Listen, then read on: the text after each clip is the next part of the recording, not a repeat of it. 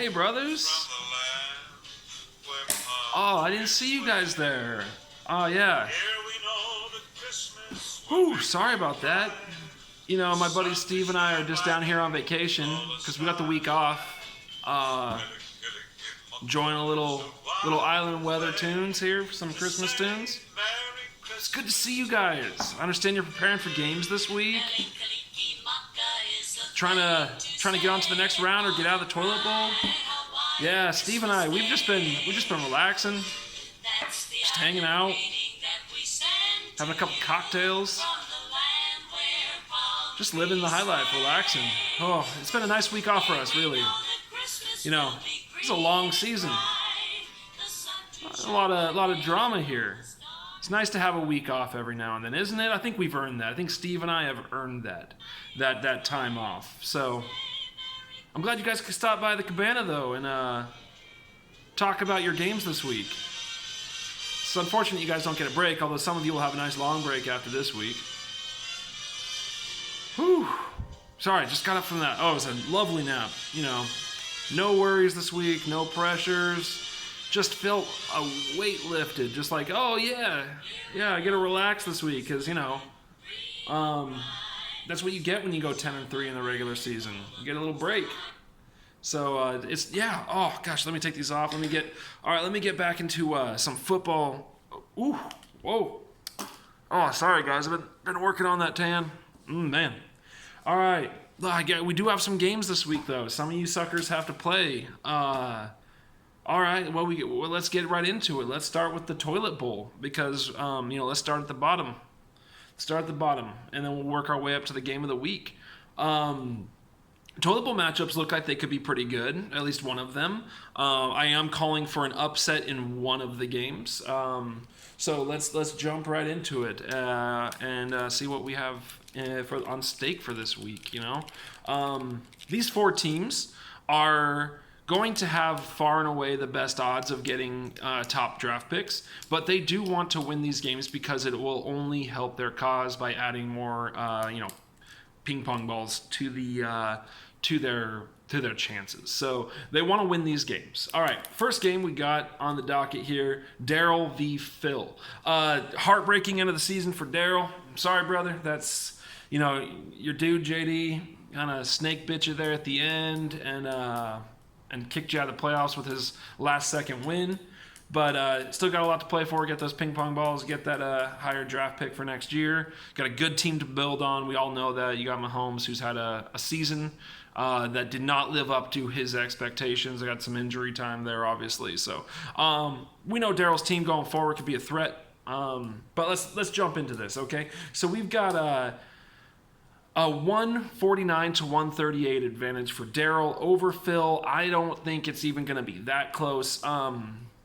He does have Mahomes against the New England defense, but as we've seen recently, the New England defense will be beat by good quarterbacks, and they're not going to get to play. I don't think at this point they're going to get to play at home through the playoffs. The New England defense, so they might have to go to Baltimore, and I don't see them winning that game. Sorry, I just noticed there's a turkey bone sitting here. A little turkey bone. Okay, I was saving that to show my students. I forgot that it was sitting here though. Okay. All right. So, anyways, back to the game. Mahomes against the New England defense. If I was Daryl, I'm not scared by that matchup anymore. Phil still has Kalen Ballage in the lineup, who's now on IR, and I don't understand this about Sleeper. If dude was placed on IR and he's still projected for 6 points, I'm looking at Phil's roster, probably replacing him with Alexander Madison. Maybe. I don't know. I can't read Phil's mind, but that's who I would put in, which would be 9 points. That would be a difference of 3 points because I still have Ballage projected for 3 points. So, maybe this projection goes up to 149 to 141, and it looks close, but I think Daryl's going to walk away with this win relatively easily. And be done with the toilet bowl and secure the possibility of getting that extra 100 balls in the, or was it 150 balls in the draft lottery. So the top player to come out of the toilet bowl gets a 150 extra. Second place gets 100. third place gets 50, and the shit king, who's last place in the toilet bowl, last place in the league, gets 0 extra balls. No balls for that man. And then I think I said before, but I'm pretty sure we're gonna do the redraft when we have to cut our rosters down, let some free agents loose, simulate the real NFL a little bit more like that. You can't keep everybody. I think we're gonna have that just be order of finish in the regular season. So Steve would have the last pick there. I would have the second to last pick. Adam or Phil would have the. I have to look at the final standings. Actually, I think Phil might have. I don't know. It might be Phil in last place, so he would have the first pick there. All right. Anyways, moving on. Daryl wins. Next game, Adam versus Sean. Right now, we got a 144 to 156 projection favoring Sean. This is this game. A lot of the matchups favor Sean here. You got Breeze for Adam, who's playing against San Francisco, and then you've got Wentz for Sean, who's playing against the Giants defense, which should be pretty good for him. Then Adam has Zeke going against Chicago's defense, and run stopping is their specialty. And then you've got Sean with Sony Michel against the KC defense, who, I mean, if Sony Michel's given a chance, that should be easy pickings. And I need him to have a chance in my other league, in our ESPN league. So I want Sony Michel to have a big week here. And then Adam has Darius Geis, who had a big week last week, but he's playing against the Packers defense, who's a little bit better. Meanwhile, Sean has Nick Chubb going up against Cincy, which should be easy pickings. So that's 3 huge matchups favoring Sean, who's already projected to win. But I'm not picking Sean. I'm picking Adam for the upset here. His team has been finally putting up points, and Sean's team has been slothing it. And I don't know. I just feel like Adam's getting the upset here. Maybe just because I want him to get the upset so he doesn't complain about the number of... so that he gets to take advantage of this system of the lottery balls being tied to the extra lottery balls being tied to the toilet bowl. That way, no complaints going forward. Hopefully everyone's like, yeah, this system rewards winning even at the end of the season. It's not enough to turn the tide against the guys who are in last place, but it's a bonus so that no one's throwing the toilet bowl. That's like pointless to me. Don't try to be last place in the toilet bowl. So being last place in the regular season, fine. You get the first pick in the redraft. But this rookie draft, which is really where the best players of the future are going to be coming from for our league, for the most part, let's try to fight for that. All right. Anyways, trying to balance. I like balance. I want to find some balance. Rookie draft, reward the toilet bowl. Redraft, honor the place at the end of the year. Okay. Anyways, moving on. So I got Adam with the upset there, and his team has. His problem is all bench. He has no one behind his starters, but his starters are actually pretty decent. He needs a quarterback for the future, though. Ryan Tannehill, Adam. Ryan Tannehill is still sitting there putting up buku points, and I have too many quarterbacks, so it wouldn't take much to get him from me. I know it doesn't sound exciting, but I think we're all undervaluing Ryan Tannehill, including Ryan Tannehill's parents. They probably undervalue him as well. I would. If I was Ryan Tannehill's parents, I'd be like, yeah, you've had some good games, but we've seen enough of you. We've seen enough of you. Don't come to Christmas this year, Ryan. Your stocking is, we took it down, and we turned your childhood bedroom into your father's pool room. All right, so next game we're looking at in the real playoffs here is Bert and Lucas. That's what I'm looking at next. Bert at 6-7, Lucas at 9-4. This looks like a mismatch. I mean, Lucas would be a mismatch against almost any of us this week. Now, projections are obviously not that accurate a lot of times. But Lucas's team has been scoring and scoring a lot. So right now the projection is 164 for Bert and 185 for Lucas. There's some questions for Bert. Will Dalvin Cook play? He says he's good to go, but I don't understand how Dalvin Cook sits out that Seahawks game if he's fine. Like, I don't get that decision. If it was precautionary, what are you saving him for other than a matchup where in the second half you had the lead in Seattle and you hold him out as precaution for the other important games that are going to come later? I mean, you win that game. whatever. It's not what I'm here to talk about. But I don't. If he's really good, I would. If he's really healthy, I can't believe he was held out of the rest of that game because he was playing very well in that game. So Dalvin, will he play?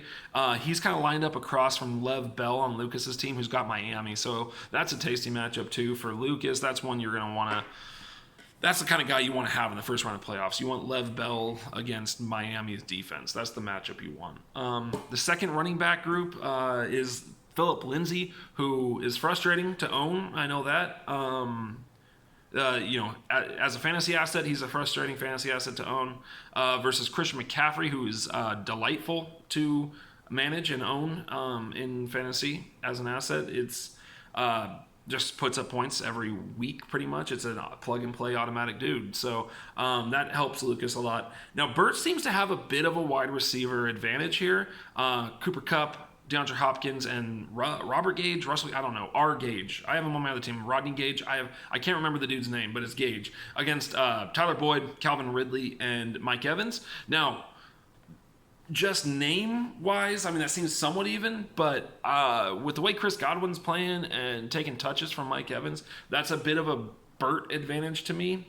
But Lucas has a big, in my opinion, flex advantage. Miles Sanders and Raheem Mostert for Burt versus Leonard Fournette and Alshon Jeffrey.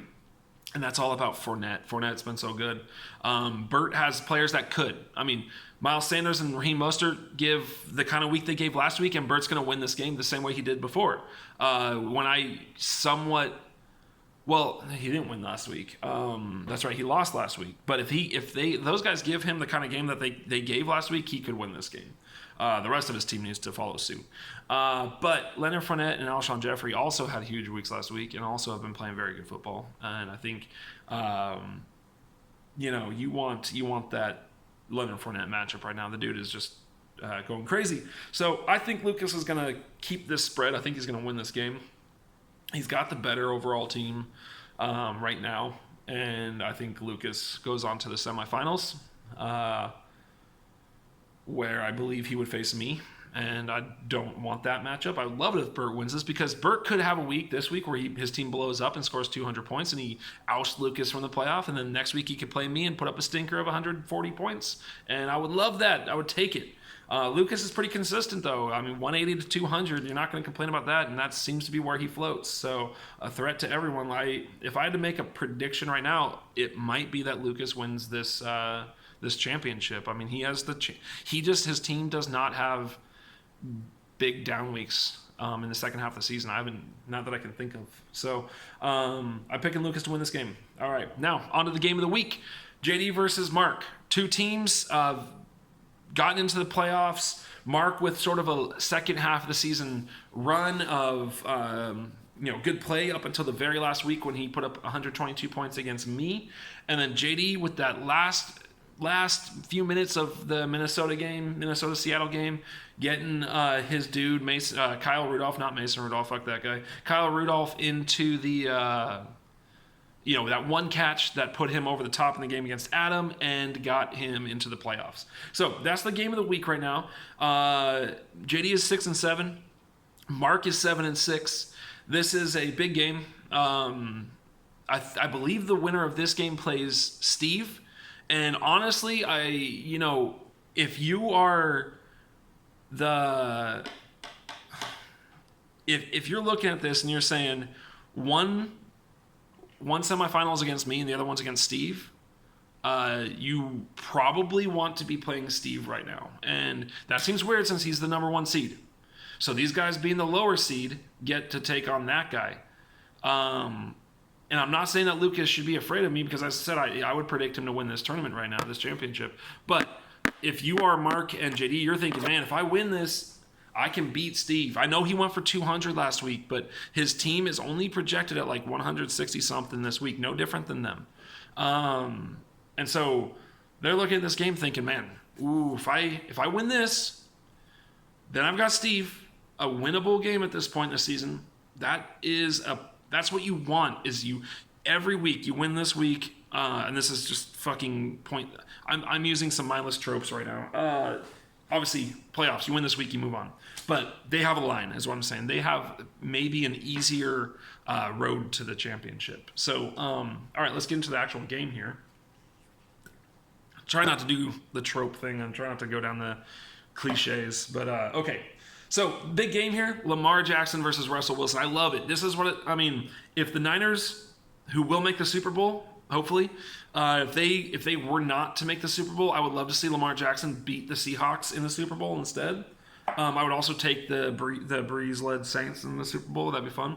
But Lamar versus Russ. Lamar's got Buffalo. Wilson and the Seahawks are playing the Rams. So two good defenses that they're going up against. I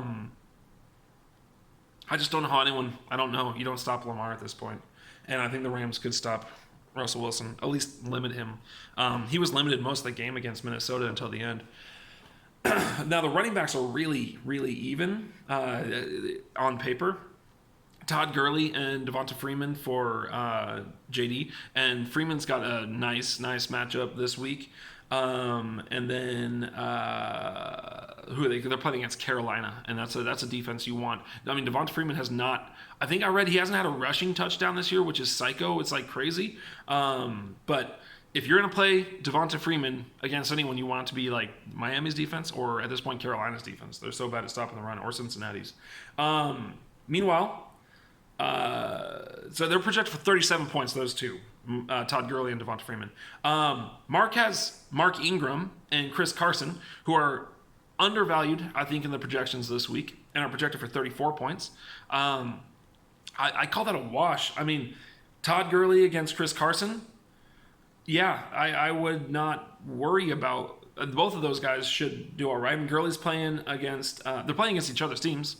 So you got Gurley against the Seahawks. You got Carson against the Rams. I think they both could take advantage of that matchup. And then you got Freeman against Ingram, who both Mark Ingram would have my pick as the advantage there, but the matchup for Freeman is so good. And Ingram's got to go up against Buffalo. So if you're Mark and JD, you're watching that Buffalo and